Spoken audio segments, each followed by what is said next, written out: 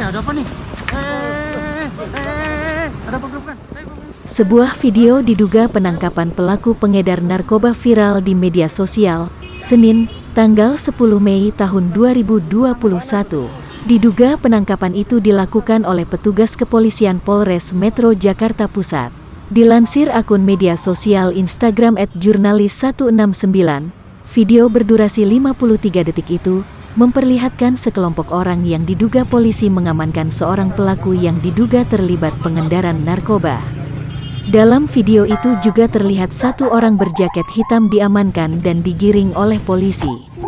Sementara satu orang yang diduga petugas juga membawa sebuah tas milik pelaku yang diduga merupakan narkoba. Berdasarkan keterangan dari video itu, dijelaskan jika kejadian penangkapan itu berada di Jalan Mangga Besar pada Senin, tanggal 10 Mei tahun 2021 sore, di mana seorang pengendara sepeda motor diamankan petugas kepolisian yang diduga terlibat pengendaran narkoba. Terkait kejadian itu, Kasat Narkoba Polres Metro Jakarta Pusat, Kompol Indrawieni Panjioga membenarkan kejadian itu.